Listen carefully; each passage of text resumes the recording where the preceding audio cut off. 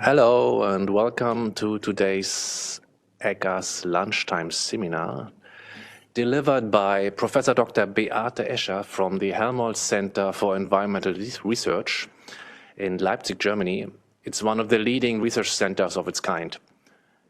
Today we will learn about the potential and challenges of applying new approach methods, NAMs, to modernize and accelerate the assessment of substances and mixture properties, properties that we particularly care about, namely PBT and PMT, P persistent, B bioaccumulative, T toxic, M as in mobility.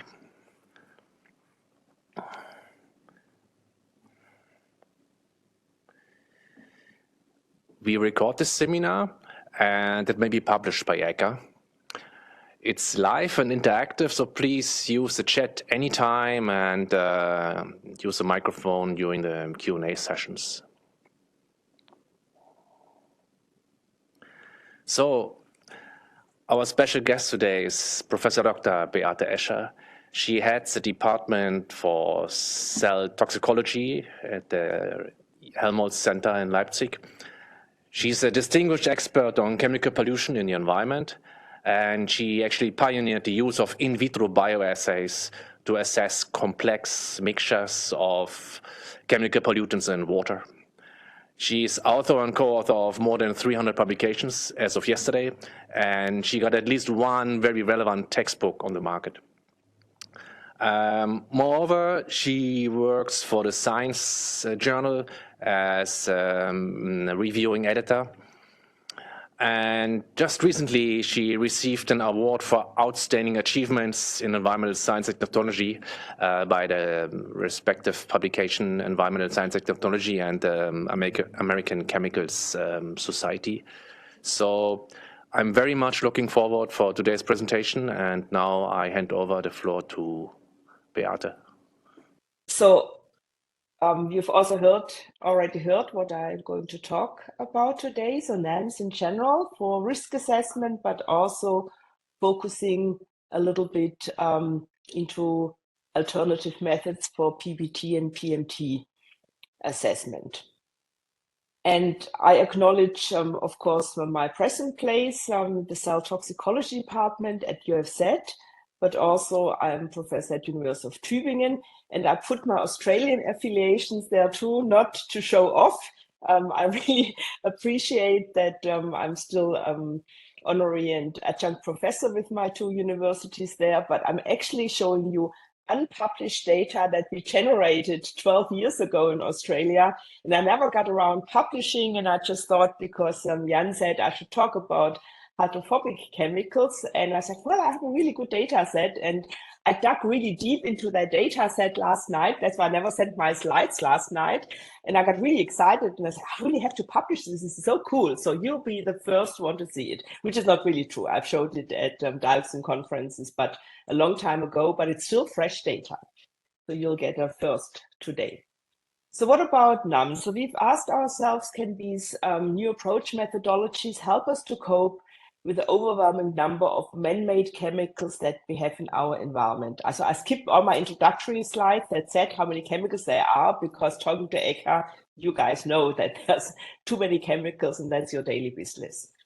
So when you look at NAMs, we're going from in silico to in vitro, certain in vivo tests with invertebrates, if they are high throughput or legally accepted as alternative methods, you can also count in.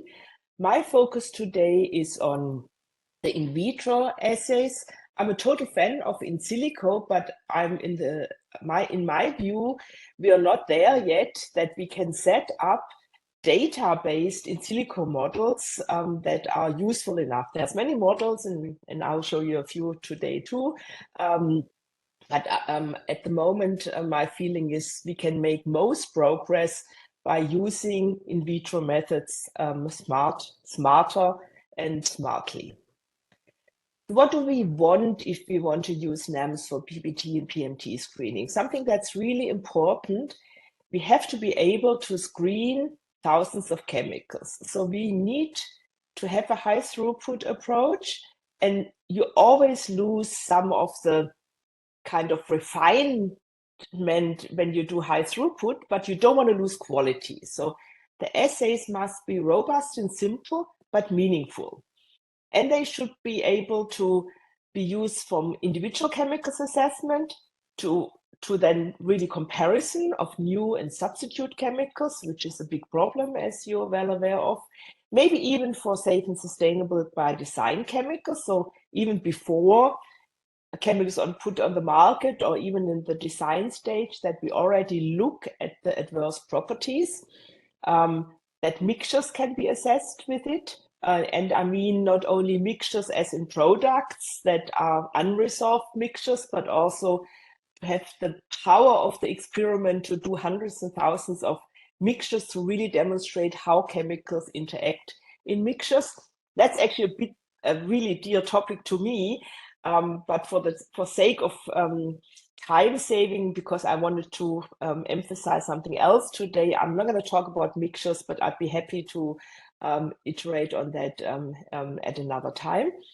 And what we also want is we want to reduce the number of animals in testing. So ideally, we would go fully animal-free.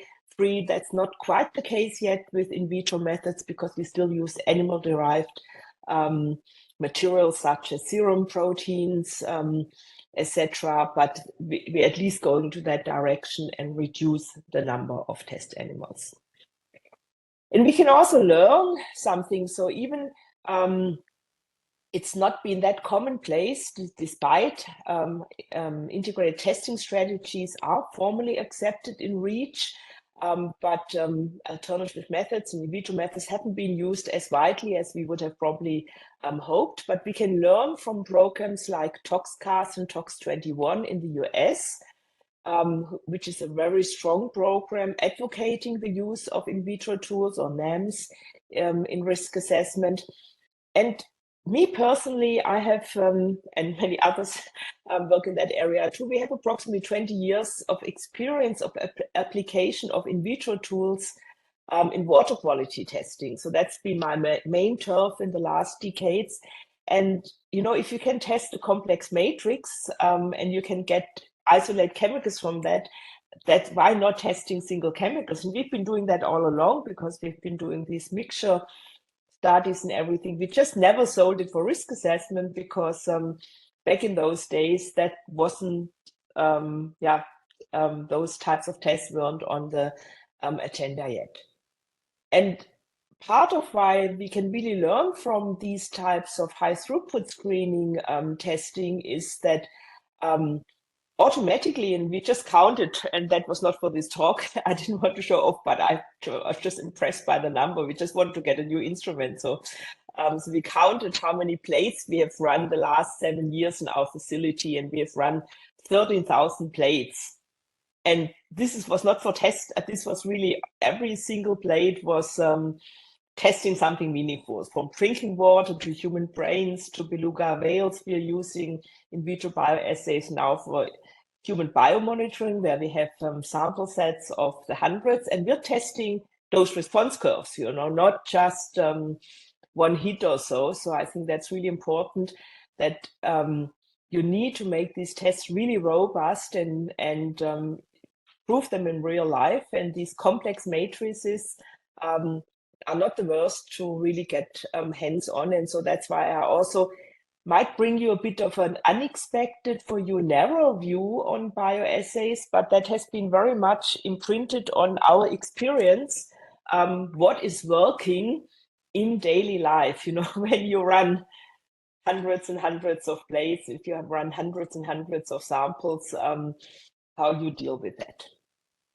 Coming back to this Tox21 and ToxCast, so this idea of understanding or using in vitro tools for human health risk assessment, where you can use these tools to better understand how chemicals perturbate biological systems, which pathways they affect, that is also what mode of action they have, and go for full dose response curves, not just yes, no. I think now with the advent of machine learning and all of this, toxicology has become a little bit binary, unfortunately. And while I'm a total fan of these methods, I just maintain we have to really keep high quality of input data, and toxicity is the dose makes the poison, and it's not about yes, no.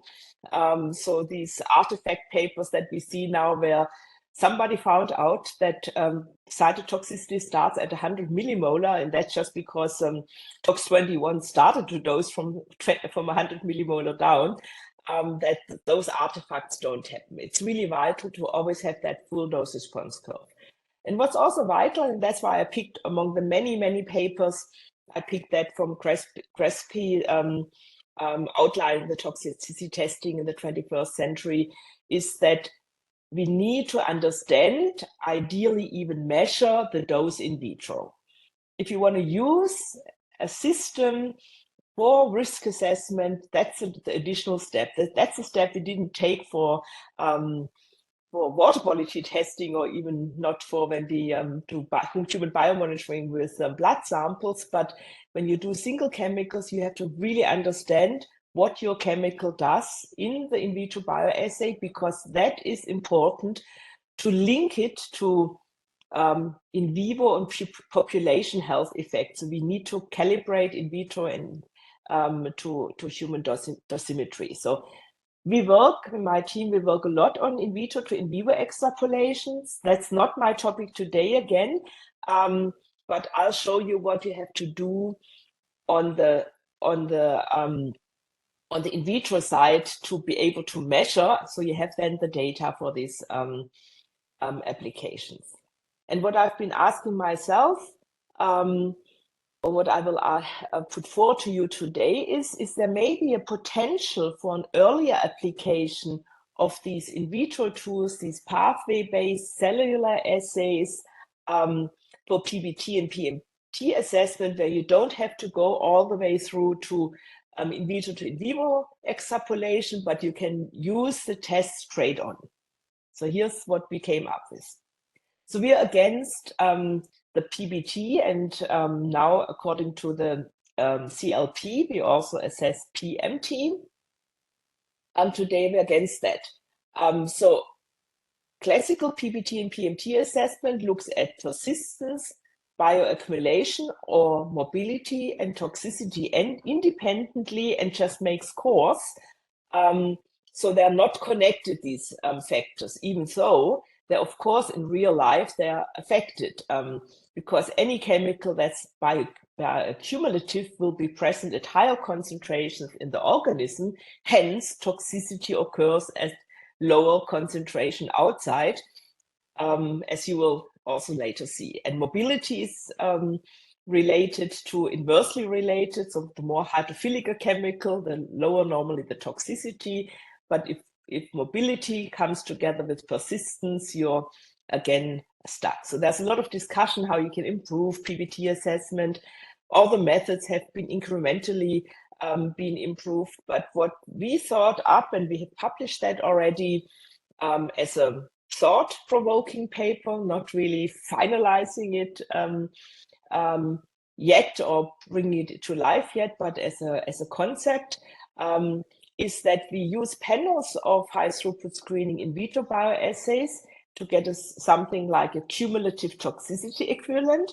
And the cumulative already kind of tells you this is applicable to chemicals, to mixtures, to whatever you can put into your plates. Then undergo a high throughput degradation, or not screening, but a high throughput method for degradation, simulating environmental degradation, and then run the remaining sample in the same assays you ran them before. So what you then get are cumulative toxicity equivalents and persistent toxicity equivalents. And these are really the bad guys, because whatever is not degradable and still toxic, then even if the toxicity is fairly low, it will invariably build up. And so that's kind of the case, the classical case of PFAS, that are relatively low potency as compared to other chemicals. So in CLP, they will always be classified as not, or many of them, the shorter chain ones, not as toxic. They will not fall on the toxicity criteria, but they are a big problem because they're persistent. So the chemicals are moved all through your body and go to all the places where they stick, because they also have these absorptive properties, hence bioaccumulation. And then they can do their harm, even though inherently they're not very potent chemicals. But that combination of persistency and toxicity is really fatal. I shouldn't say fatal, but it's really adverse. Okay. So why in vitro? Why on the cellular level? Ideally, you could also work on the biomolecular level. So the paradigm in toxicity is, as you increase the dose, you'll get a response, and the initial response is on the biomolecular level, then cell, then organ, organism, etc. The cell is a really good place because it's still protected. If you're only working with receptors, you have too little of the toxicokinetics. Of course, you don't have the full organism toxicokinetics in a cell, but a cell is still like a little creature, and you do have uptake, you have elimination that is dependent on physical chemical properties, you do have metabolism, or you can enhance it. So it's a kind of a nice little system that is has all the functionalities, and especially if you have a battery of cells, it works really well. The problem with cells is a lot is happening, but you can't see it. You need to visualize the cellular effects. Classically, we've been doing that with reporter gene assays, and I think they really serve still very well. But more recently, high content imaging methods have come to into action. It's maybe not mature yet to use cell painting or the kind of the totally unbiased methods, but we can use a lot of the available high content imaging methods and can use them in for environmental assessment and also risk assessment. Reporter gene assays work in such a way that you have kind of a native cell that with a promoter for some effect that is then coupled to a natural gene that produces a protein. And in our reporter gene assay, the number of promoters is increased, and a reporter gene is coupled that encodes for some protein that's easily measurable, such as luciferase or beta-galactosidase, where you just have to add some substrate, and then you can visualize the signal quite easily. An example where I'll also give you a case study later is the aryl hydrocarbon receptor Calyx assay, which is important for xenobiotic metabolism. It contributes, activation of this receptor may eventually lead to contribution to carcinogenicity. It is the dioxin receptor, and I will show you case studies on very hydrophobic dioxin-like chemicals, but it's also activated by many non-persistent pollutants. And it works in such a way that,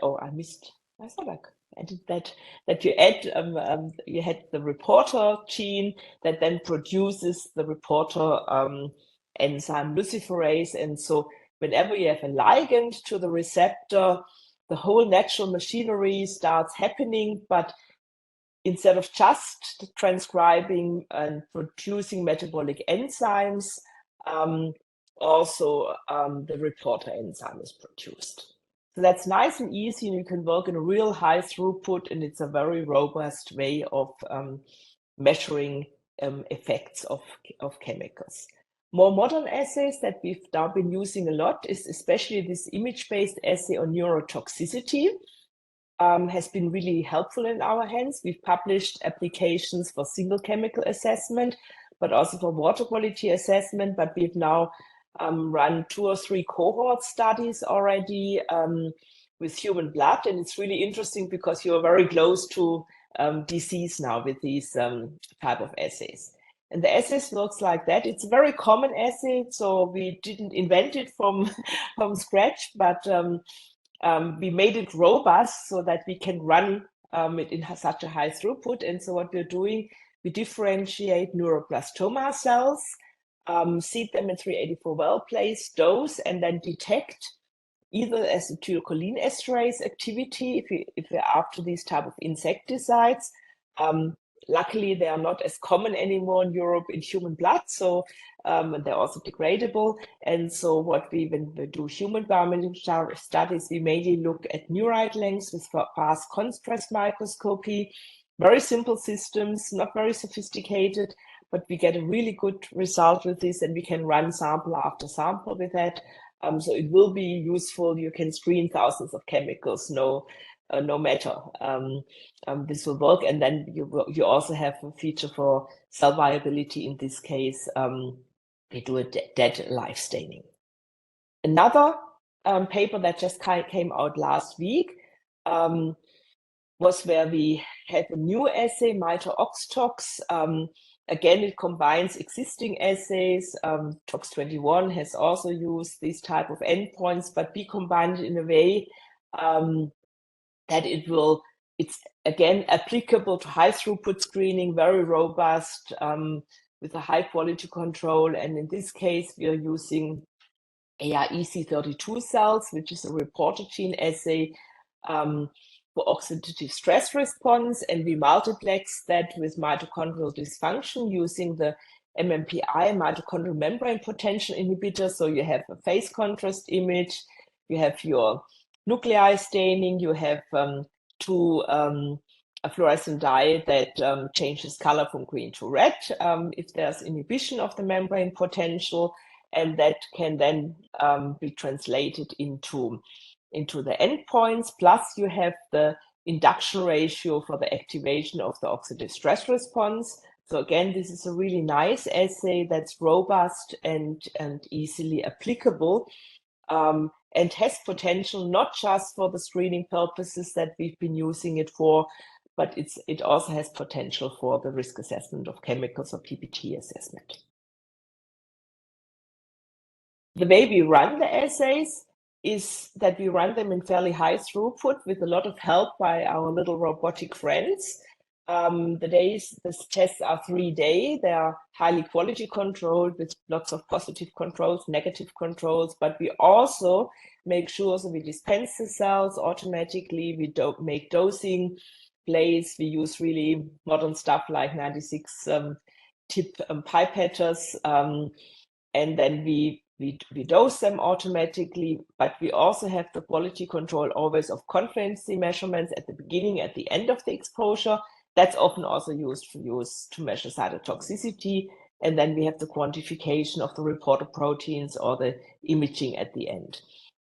The nice thing about this is while we're doing it in super high throughput, the same assays can be used also in a very low throughput, some even especially those gene placer assays that Tox21 used, and we have adopted them around the same time, a little earlier. These are also available as division-arrested cells. So any lab can basically run these assays. Then it's manual, then you have a low throughput, but you can do it. Everybody can do it. I think that's really important, that you have that whole suite from almost fully automated, or Tox21, they automated even further than we did, and we just stayed at the level where we feel comfortable and we feel most efficient and can do what we want to do. So it's important to have them long, fast and reliable, robust and repeatable, and long-term, yes, there should be test guidelines, but my feelings at the moment, I always hear this, oh, let's do test guidelines really quickly, but then we got test guidelines that we can't use because they will not work with hydrophobic chemical, or they will not work with ionizable chemicals. So my feeling is I would feel much more comfortable that we get experience and trust even research-based tools and get the experience, get the numbers up, and then start to make meaningful test guidelines to translate that then to the contracting labs. In our case, our facility was originally developed for environmental and human biomonitoring, but we've always done mixture studies. So whatever we find, these chemicals we mix again, and so we characterize them to prove that the mixture interactions follow concentration addition. And so we've been running hundreds of chemicals throughout, and for those assays that we're using that are also in Tox 21, we even use their data because they're really high quality and match nicely. So while this application for CTE, PTE, those cumulative and persistent toxicity equivalents would be a new application, we already have ample of experience that we are confident that this will work.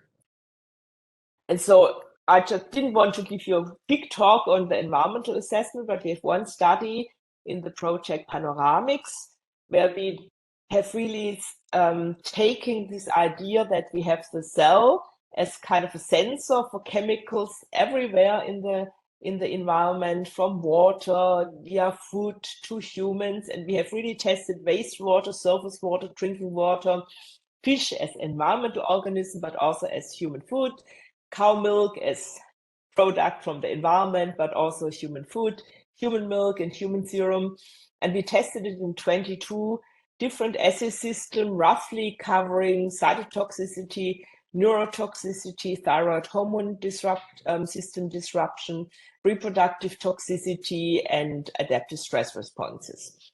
And we could see, this is just the first glimpse on that. It's not published yet, but we have a general publication on the project, and we have a concept why we think that it's right to work on the cellular level when you do environmental and human assessment. And we, of course, wastewater is most responsive, has the highest effects, but throughout the different endpoints, we do see effects. Cow milk is pretty good, but when you already compare cow milk with human milk, you see that we are facing quite a bit of pollutants. So the big question then always is, I told you 22 assays and experience brought us, which work, which don't work, which are important endpoints that we find for chemicals. There can be really interesting endpoints, but there's no chemicals in water. So if you extract them and never find a response, then it's not an interesting assay. But when we want to test, use the chemicals for risk assessment, we of course use these tests for risk assessment. We have to be more comprehensive. And so one idea that guided us was inspired by a recent paper by Jane Munke et al. To look at the 6 clusters of human disease as a motivation to select the bioassays of interest, and of course use classical ecotox, algae, daphnia, fish as the indicators for ecotox. And I think that's something really important. We can use these cellular assays both for human health and environmental assessment.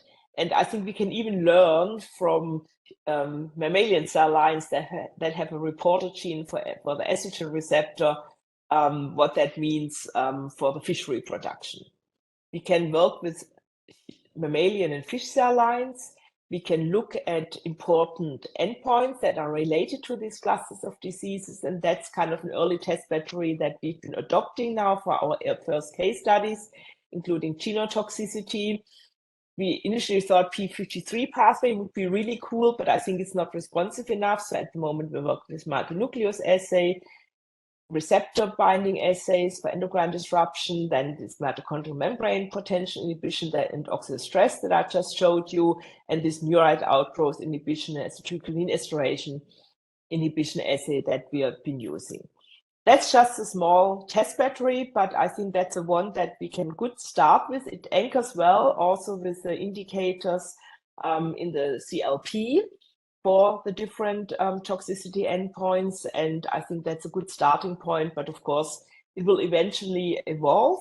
And the big question is how many is enough? We have a bit of tendency right now also in European Union projects like PALC. Everybody wants to sell their assay system, and they would love to have 20 different neurotox assays to find out the last subtle effect. But I really believe in chemicals, and I think the chemical will tell us if it's a problem with a smaller test system already, confidently. So we get, with a small number, I would say 5 to 10 assays, we get 90% of the problems identified, maybe 95.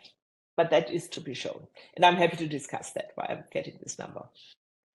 When we do CTE, PTE, we need to biodegrade, and the classical OECD test guidelines are really long-term. It takes forever. You have a long exposure. I forgot the number. So I think it's several weeks versus 2 to 3 days. And our colleague Katrin Fenner of EAWAG in University of Zurich has developed a method to use biodegradation with sewage sludge, and she gets very similar biotransformation rate constants as the classical assay. And we're working together now in a Synergia project funded by the Swiss National Science Foundation that just started in the next 4 years, where we will kind of make this high throughput and also repeatable. Again, it's really important that we can freeze the bacteria so we can transport them from Switzerland to Germany and then defrost and then run the assay high throughput so that we come to the point that it's repeatable. That's really important. So that we have kind of, we get the same level of quality control as we would have for the in vitro assays. And then practically the idea is, or the hope is, that we get biodegradation down to 1 to 3 days. We then do a solid phase extraction on a microtiter plate format. We are talking about 1 to 5 milliliters. That's about where we are right now. Below, you can't put that on microtiter plate as I had hoped initially, because then the diversity of your bacterial consortium gets too low. So we try to support everything directly with robotic tools, and then after the SPE, we distribute again to the same panel of in vitro assays. So that's the plan, and we have now funding to try to do this. We also have another study that will start in September, where we will really go into case studies, and we do this study jointly with practice partners. So it's a co-creation project where we have different practice partners, because this is recorded. And because we haven't signed the contract with all of them yet, I deleted them. But I can tell you it's partners from regulatory agencies from several countries, from NGOs, and from consumer product industry. And they choose, and together we choose the chemicals, and we have the challenge of very hydrophobic chemicals, such as the phenolic benzotriazoles and flame retardants. We have chemicals that, like plastic chemicals, where the coupling of the bioassays and the degradation will be a big challenge, and where we have to see how we select the bioassays. And then we have, for the plastic chemicals, of course, we have this high diversity of chemicals that are in plastic, and that's also where we could potentially link in at some stage with mixtures. And then we have ionic surfactants, which are a nightmare in testing, and they're also degradable, and there's certain nightmare in degradation. And this is also a case study where we feel very comfortable with the first 3 case studies. That 4th case study is basically, I haven't really worked with surfactants in the last 25 years, and so that's something where we really have to transfer the knowledge from our industry partners to our postdocs and to our staff. And yeah, we're hiring too, but I think I'm here at the wrong place to find somebody. But so that will be a project also for the next 2 years, where we really bring life to this concept. And you see, when you look at the chemicals, we do have a lot of technical challenges that we have to overcome, but it's not good enough if we do work in a KOW range of 2 to 4, log to KOW range of 2 to 4, because anybody can work with that range. We want to have the tough stuff, and that's what we are working towards. So what's the difficulty when you come into these high throughput assays? So we have this microtiter plate, and I have a few sitting here, so they're really small, and you can hardly see in here. And still a lot is happening in these almost little reactors, where we have maybe 40, 50 microliters of medium and maybe 2,000 cells. Chemicals can be lost, can be sorbed to plastic. They will bind to medium components. You have, like in a little organism, you have absorption, excretion, you have distribution to the target sites, you have metabolism. So you have a lot of things happening, and you can't see in very well. And especially when you want to work with all chemicals. So we want to do PMT and PBT. So we want to work from super hydrophilic to super hydrophobic chemicals. They behave not all the same way. So when we do just a very simple model, and that is the relative concentrations with the nominal concentration set to 1 in the different compartments in our test system as a function of K or W and constant nominal concentrations. So what happens, most of the chemicals are in, especially when you have mammalian cell lines and you supplement them with fetal bovine serum so they grow well, most of the chemical is in the medium. So only very hydrophilic chemicals stay in the aqueous phase. And then you have accordingly cellular concentrations in a same proportion at more hydrophobic chemicals as the medium components, but as your biomass, so the proteins and lipid in the system are actually higher in the medium than in the cells. That sounds surprising at first, but it's reality, and we can make it play for us. We are here fairly constant, but again, once we get hydrophilic, almost everything is in the aqueous phase. So it's really important to understand that, and I think what we need to do first, we have to measure freely dissolved concentration and internal concentrations and everything, and that's really tedious, and that's research. And then we have to model it, and then we can start using it confidently in many applications. How can we measure it? It's very easy.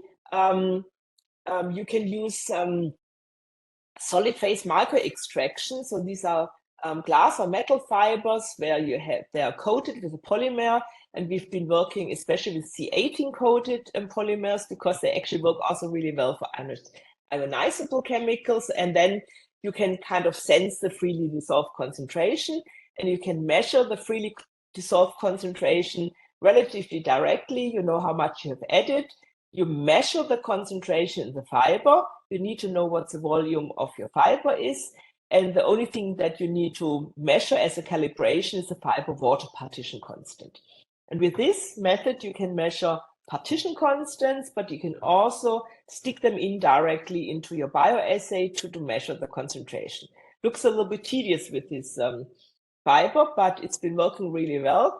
And the freely dissolved effect concentrations plotted here on a logarithmic scale. And so we're going toxicity over 5 orders of magnitude or more than 5 orders of magnitude against the nominal concentrations. When you have hydrophilic chemicals, and they're mostly also lower potency, you have still a perfect agreement between free and nominal. And that's what we've seen before, that most everything of hydrophilic chemicals stays in the water phase. But the more hydrophobic you go, and here you have telmisartan, which is also has multiple charges, but is still very hydrophobic and then very effective. You have up to factor of 10 lower freely dissolved concentrations than nominal concentrations.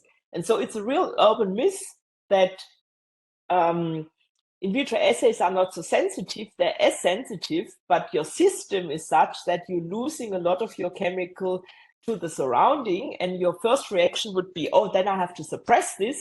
I have to get rid of all the proteins and lipids in the medium, and then I will have the truly freely dissolved concentrations. But then you get other problems, which I will show you in a minute. We've been measuring exposure in high-throughput screening assays for the last 5-6 years, and we've published that in diverse papers, and not everybody needs to run all of those experiments again, because we have now confident, good models, mass balance models that we have experimentally validated. And we also have this really cool new tool. I shouldn't say from which company it is. You have not seen anything, but we've been beta testing it, and we're totally excited. And we're probably now the best customer because we're now using this tool where we have 96 pins, and they all have a tiny C18 coating, and we can basically go directly in our sample and extract directly in our, not with cells, not because we still need to shake a little bit, but we kind of do we put the supernatant over into into other compartments, and then we can dump the SPME in, and if you have a 96 well auto sampler, you can quite routinely measure the aqueous exposure. My staff always tells me it's not that easy as I make it pretend. So that's why there's not so many people doing it, but we can do it robustly and very reproducibly. But now we can also model it, because when you measure and your models, your mass balance models agree with the measurement, at some stage you can go fully in silico. And I think that's where we're close to that point. What you have to account for is the partitioning to medium and cell components, but also be mindful about loss to the headspace. I leave that out for today. I just work with chemicals that are not volatile.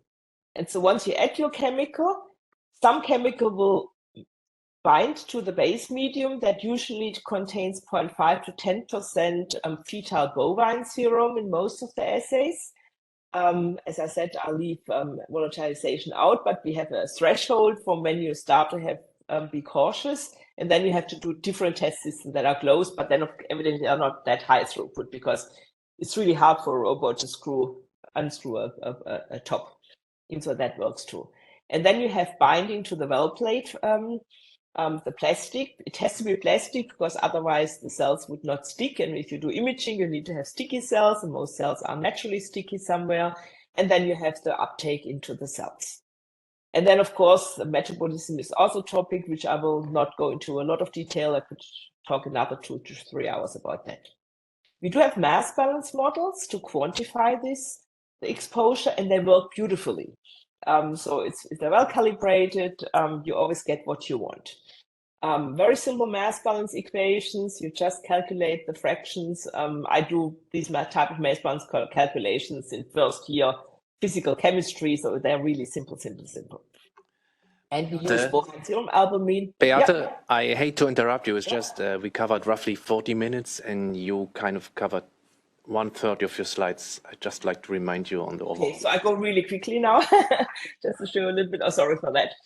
And then you can use these models to go. So what's important is, even if the freely concentration in the medium is same as the freely dissolved concentration in the cells, it's not the same amount. So you have much less chemical in your cells. And then we can go and can kind of account for all of that. And I don't need to go into the detail. All of that is published. But when you have 10% FPS, like your amount of biomaterial is mainly in the medium. So the cells, number of cells, and also if cells grow or not, will not play such a big role. Then we can look at the environmental space, how different chemicals distribute in terms of protein binding and lipid binding. And so you have roughly a 1-to-1 correlation, but you have chemicals that are outliers, like the quads or the PFAS that bind specifically to proteins. And then you have really a wide range of hydrophobicity. That's really important, that these tools are applicable across 8-9 orders of magnitude of hydrophobicity. And only if they can do it, they are useful. Otherwise, applicability domain is too small. You can't use it for no matter what chemical. Skip this.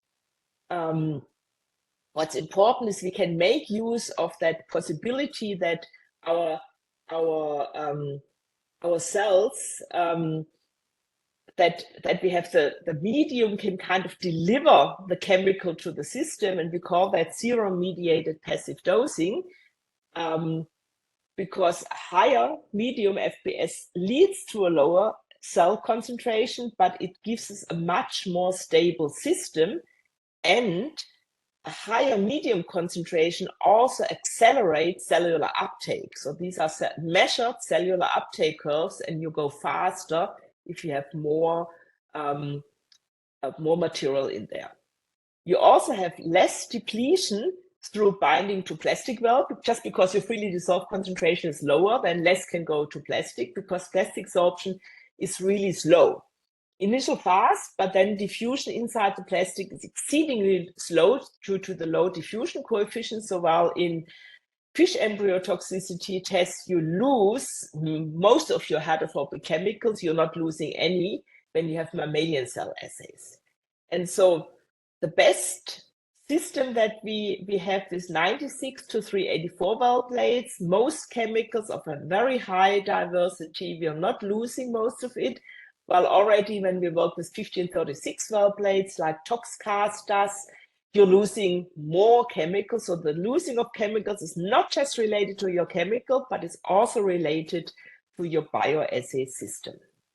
We can control exposure by assessing, adjusting the medium FPS with, when you work with 384 well plates, you should have at least 5% medium proteins, 5% FPS, or the equivalent amount of other sorptive proteins in your system to keep the freely dissolved concentration constant over the experiment. And you can use that to better understand the dosing, because you can dose at close to full water solubility, and you can use this also to improve your QIVIVE.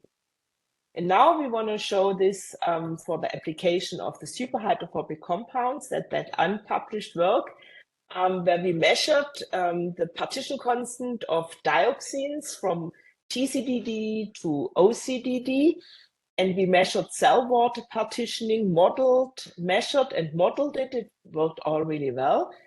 And then we started to look at the nominal effect concentration as a function of FPS in the medium. And you see, and this is again on a log scale, because of course they cover quite a range in potency. And in this AHR KLAX assay, we used here a version with free fluorescent protein as reported protein.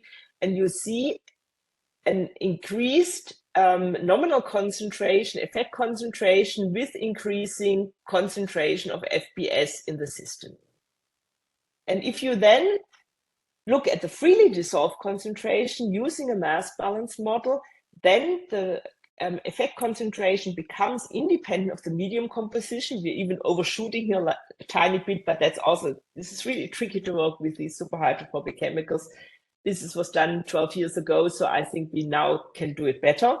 But we already, back there, were working with these hydrophobic chemicals. And we can then look at the modeled cellular concentration using our mass balance model and the measured cell water partition constant. And you really see there's only a difference between the chemicals that get less and less potent, because TCD is a strong binder to the aryl hydrocarbon receptor, so is the penta, and then you get lower affinity, but you have no more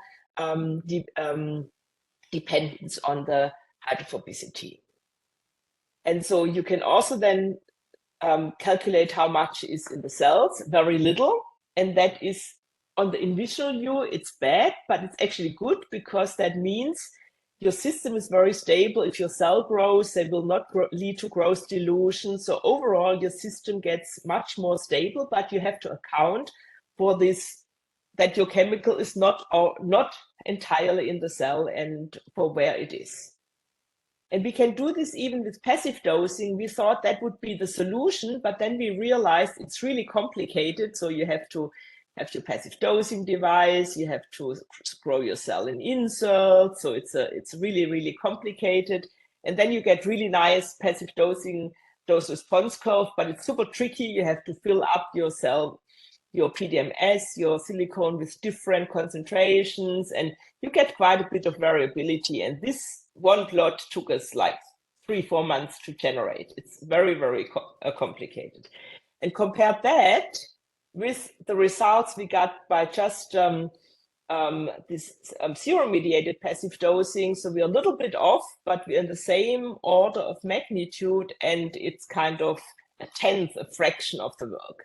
So we've been moving away from passive dosing. So we really think serum-mediated passive dosing together with a good dosimetry or good in silico model will be sufficient to make us understand our exposure.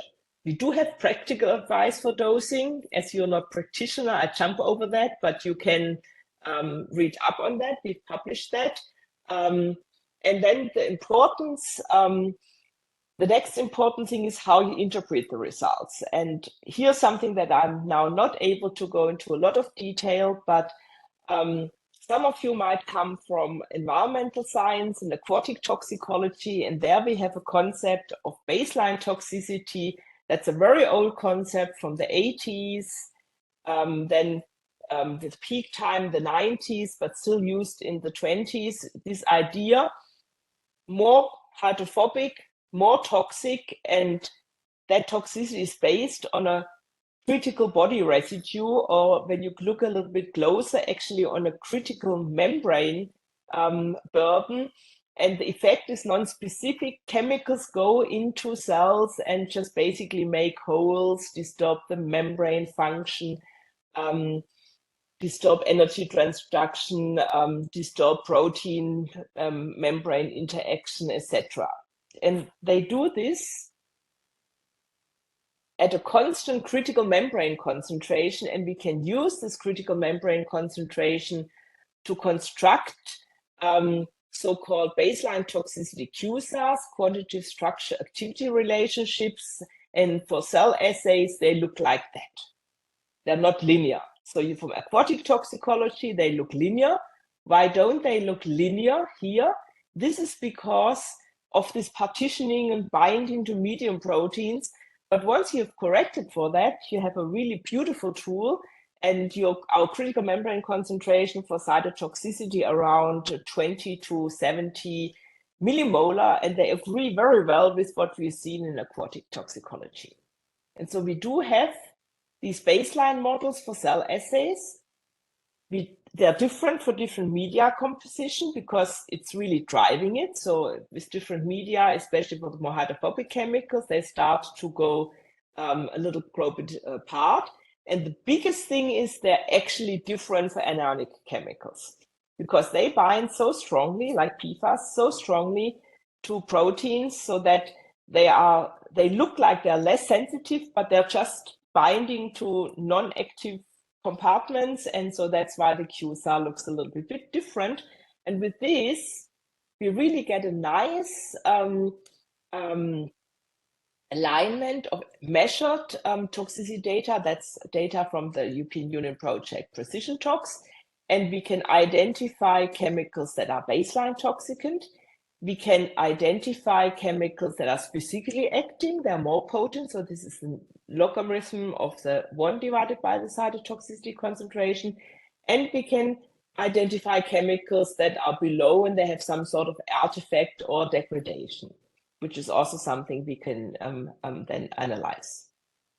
And then we can also use these type of analysis to get the difference between the experimental and the baseline cytotoxicity. That's the so-called toxic ratio. Or we can analyze existing data, for instance, TOX21 data, and kind of identify which fraction is specifically acting in terms of cytotoxicity, but also in terms of specific receptor binding and specific mode of action. And here you then see a lot of chemicals are baseline toxicants, and they will just be predictable in their effect. But interesting are the ones that are more potent than baseline toxicity, but they're much fewer than you'd expect. So not every chemical that's active is also specific. And the nice thing about non-specific toxicity is that it's easily predictable. And so we've just applied that for PFAS. We measured everything.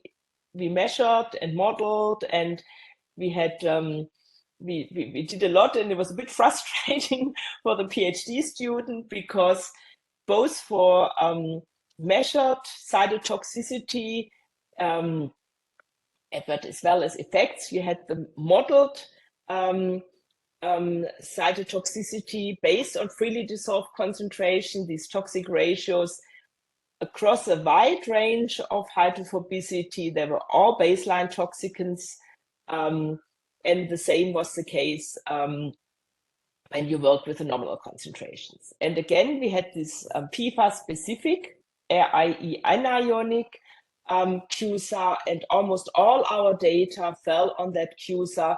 Just a few endpoints, the known ones like PPAR gamma, had this enhanced specificity, and so they could be assigned as specifically acting. Still, because it's persistent, it's persistent toxicity, and that's why it's still problematic, even though it's only baseline. And only baseline also doesn't mean it's not toxic. It's still toxic, but baseline toxicity is predictable. And I think that's what's really important. So predictable and persistent, that still makes the PFAS a really problematic group. Okay, with this I come to my conclusion. I hope I could get a little bit of excitement for you too, that NAMs have a great potential to modernize and accelerate PBT and PMT assessment. With these panels of high-throughput screening assays, with a high-throughput degradation, and then rerunning them to get these PTEs and CTEs. And we can, I hope I convinced you with a lot of technical details, hopefully not too much technical details, that we can confidently measure even very tricky, even very hydrophobic chemicals. So they will actually work for those chemicals that are PBT, namely the hydrophobic ones. The challenges are still to find sufficient number of screening assays that are not too complex and robust, but are linked to adverse outcomes. And I think assays that have been used in environmental monitoring, biomonitoring all along have a good potential because we know them well and there's data available. Dosing is a bit tricky, but even if I was maybe a bit fast and couldn't show you all the equations, impossible. It took us 10 years to develop that, that we can confidently dose and know what we have dosed of hydrophobic chemicals, anionic chemicals, PFAS, etc., etc. Right now, I think we still need to measure exposure in cell-based assays, and we have the capabilities now, and that will allow us to develop better model to later go back to just predicting exposure, because I do see it's too much work that for thousands of chemicals you measure exposure. But we will do it for a couple of hundred, and then we have the confident models. And a little word of warning, I think we should not go too fast into guideline development. Otherwise things happen like the fish cell line guideline, which is great, but we lose too much chemical. We can't work with very hydrophobic chemicals with them. And so then we have a guideline, but nobody can use it for the difficult chemicals. That was it. I'm happy to answer your questions. I also wrote a lot of what I said up in this little book here that's downloadable for free. It's open access. It has a lot of resources and teaching materials where you can reiterate on a lot of what I've said here. And that's our funding partners. And with this, I'd like to thank you very much. Thank you, Beate, for this really, really interesting presentation. And yeah, your excitement really got across the screens here, I believe. So yes, and it already triggered 2 questions from the audience. I'm not sure if you can see the questions. If not, I can read it out for you. Choice of the test system. A single analysis of the transcriptome. Yes. Yeah, that would be lovely if that worked, but transcriptomics is not like an up and down regulation of is not necessarily as linked to an adverse outcome as something that is really manifested in the cell. So I think it would be an early warning sign. And yes, all these endpoints, endocrine disruption, neurotoxicity, carcinogenicity, all of this will lead to change in the transcriptome pattern. But to link that quantitatively and also to make a dose response curve, because you always have to be really cautious that you're not turning the cell too much. If you start to get cytotoxicity, you will get something that we call cytotoxicity burst, that everything is activated and up and down regulated, and it's not really causally related anymore to something that's realistic. And that's much harder in transcriptomics. So yes, transcriptomics does have potential, but I believe working on the cellular level with manifested effect is easier, or is the key to connect then to in vivo. Doris Hillman asked with a DLIP-W, with a what about cationics? Oh, sorry, I should have said that. So cationics are not problematic because they don't have a specific affinity to proteins. So we use, instead of KOW of the neutral compound, we use the ionization corrected liposome water partition constant, and that's sufficient. Then it's the same QSAR as for the neutral chemicals.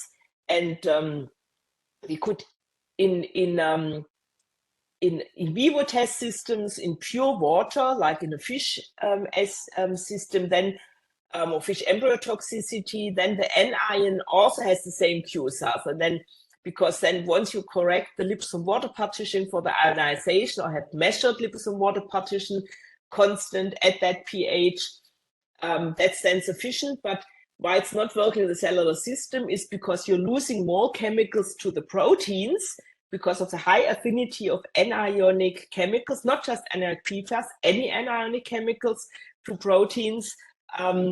Your QSAR goes a bit down, and it's more academic. I mean, the effect is not big. We didn't notice it for a long time, but with the PFAS, we really clearly noticed it, and it fooled us for a long time. And now, since we have realized that the mass balance models, once we have measured all the partition coefficient, we were able to figure that out. It's not a problem for vita-ionic and multi-protein chemicals, unless the final shaft is not anionic. And the effects are subtle. It's a little bit like, when we went from KOW to DLIP-W, it was kind of a big step from the theory, but from the numbers, it wasn't a big step. And the next question from David Bell: is cell-specific uptake a confounding issue for IVIVO? Is this issue addressed in PBPK models? So you need to have a PBPK model for the human, basically, to get the internal concentration in humans, i.e. the freely dissolved blood concentration. So that's the one side, that's the in vivo side of QIVIVE. And then the in vitro side, basically, you assume that the freely dissolved concentration in the bioassay is the same as the freely dissolved concentration in the blood. And at that stage, you make that linkage. And because in blood, often the concentrations are really much lower than in the bioassay. You have, with anions, again, with PFAS, anionic PFAS, you have the problem that you have a very strong binding, and which reduces then the freely dissolved concentrations, and then your QI-VIVE ratio goes a bit in unfavorable direction. While in the bioassays, where you have to put in a lot to see some effect, then you're already in the non-specific binding phase, so with a lower affinity, and all of that you can account for. What you don't need to account for, the kinetics, with caution. So the most of the bioassays in vitro are 24 to 48 hours, mostly really 24 hours. And I've not shown you, or I've actually shown you, but I haven't talked about it. I jumped over it because I didn't have enough time. So we have measured uptake kinetics in cells, and normally, if they're not too hydrophobic and not too charged, you get within 3 to 4 hours into a steady state. So you don't need to account for the kinetics, really. But that's something that remains to be explored. If a cell, again, I showed you that with more proteins, the uptake is faster. So this initial idea of going away, making serum-free medium, was in theory a good idea, but physicochemistry plays totally against it. Then diffusion processes get too slow, and then you have to account for the kinetics. And we're working on that, but so far my big picture view is, if we stick with 24 hours, we can kind of neglect the kinetics in the cellular system.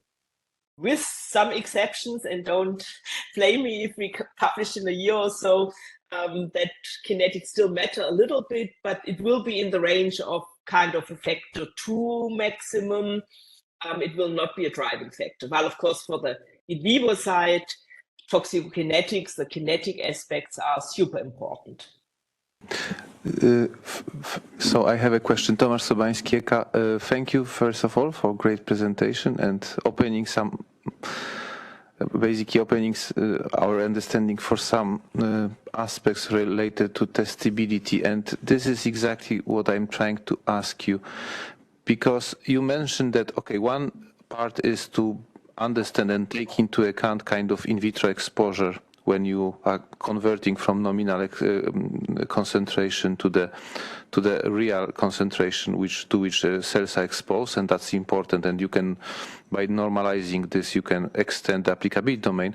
But you mentioned as well that not every biological model will work well, and there are some limitations.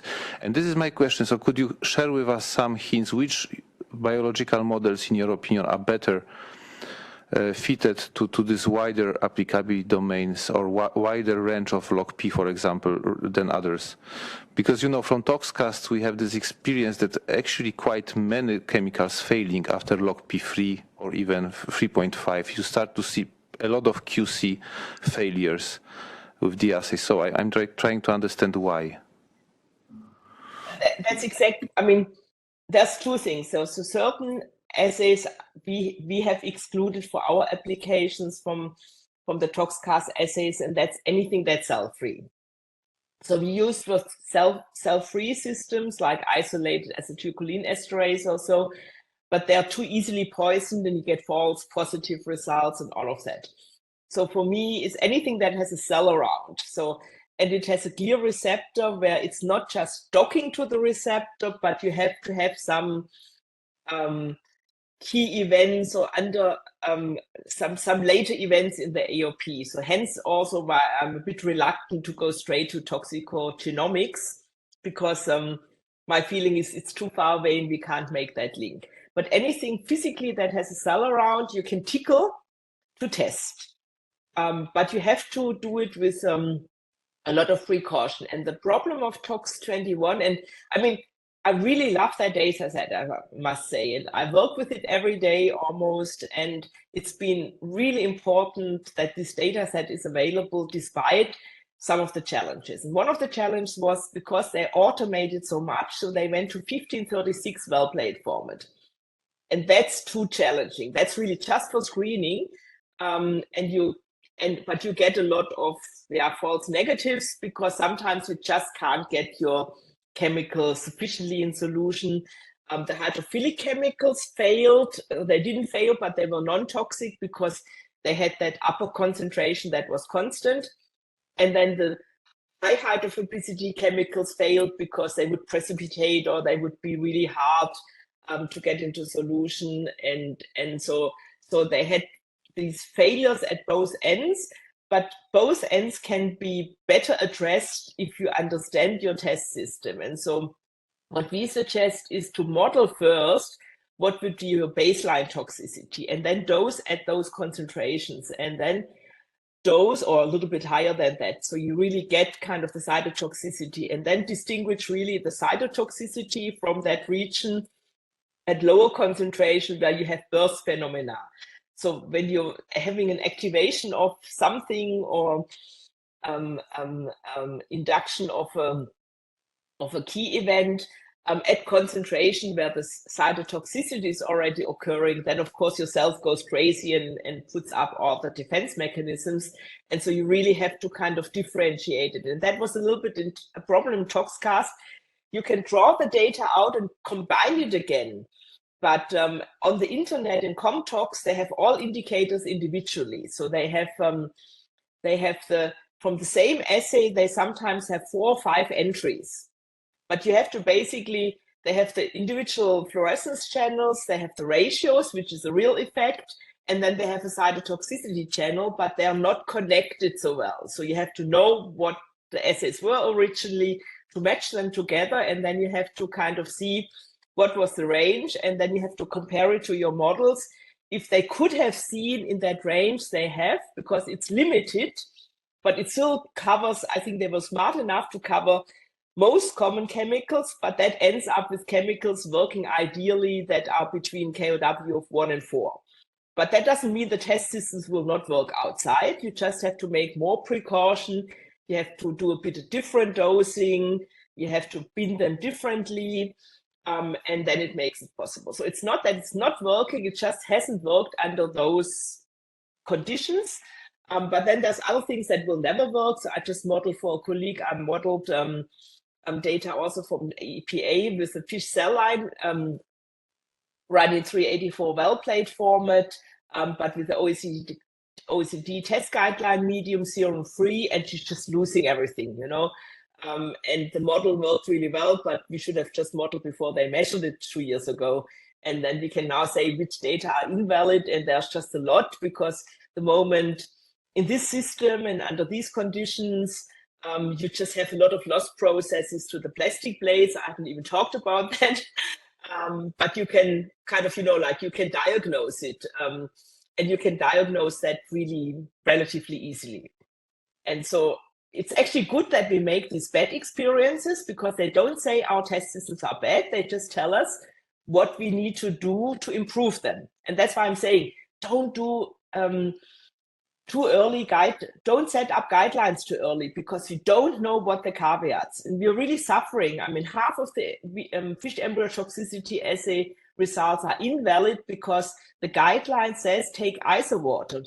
They say they don't prescribe to use buffer.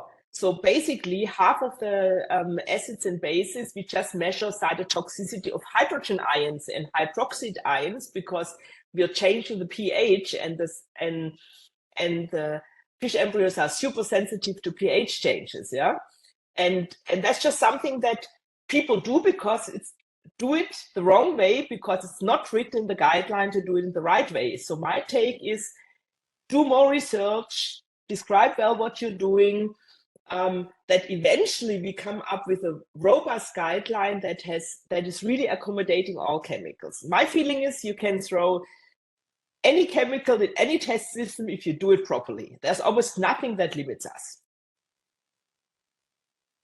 Okay, thank you very much. That's encouraging. So, yeah.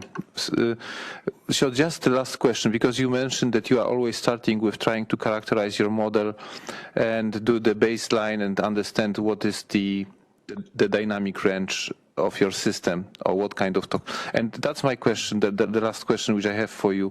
So normally, typically, what kind of dynamic range you observe in your toxicity systems?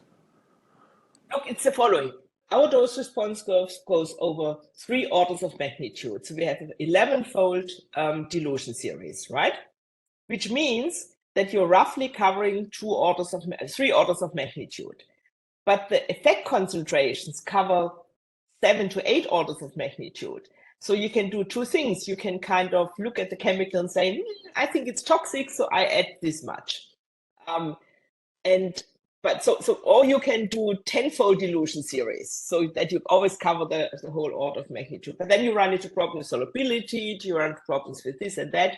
And so that's why if you model baseline first, you kind of know approximately where you are. So unless your chemical has a super high specificity, we normally with the first hit get the full dose response curve for both cytotoxicity and specific activation. Of course, when you have a hormone, that doesn't work because it has a specificity of 1 million, and you can then not cover it when you only have 3 orders of magnitude. You can't cover cytotoxicity and activation of the estrogen receptor with the same dose response curve.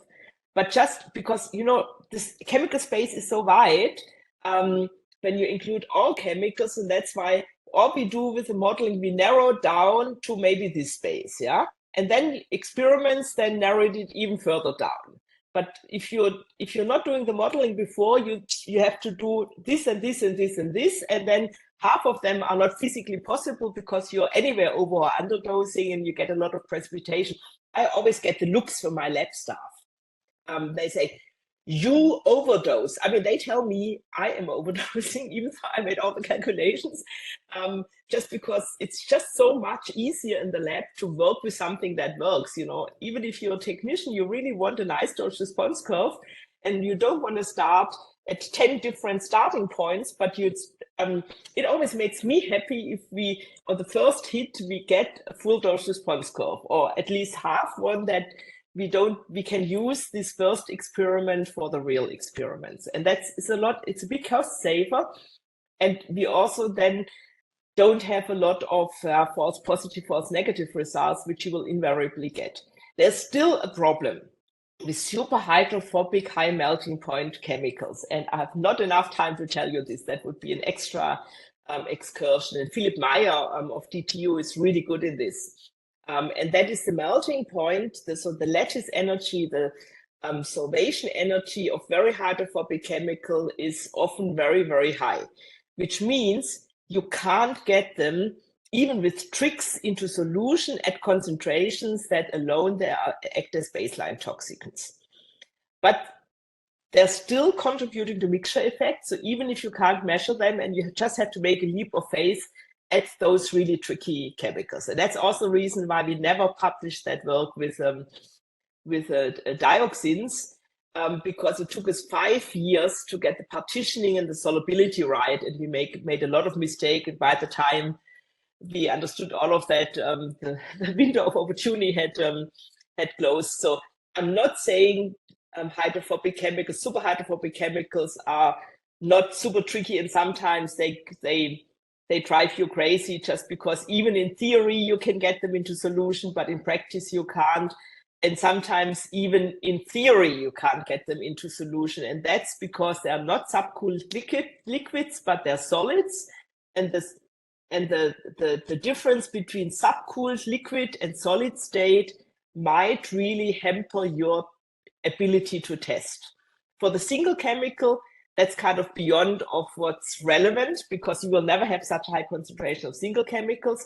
But we still want to know this, because even these chemicals contribute to this something from nothing effect of the mixtures, and especially those chemicals contribute, because they can be in concentrations, they are not detectable by chemical analysis, they are not measurable by an in vitro assay, just because of the physique of them, but they will still contribute to the mixture effect. And there's a beautiful study from 2006 where Philipp Meyer has demonstrated that solubility, solid phase solubility cutoff. But that's physical chemistry, you know. I mean, you can explain it. So that's just the way it is.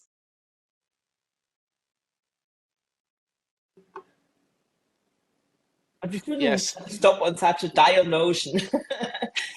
I'm trying to stop you now, actually. Thank you very much. No, thanks a lot. That was extremely interesting. And yeah, we had a great response also from the audience.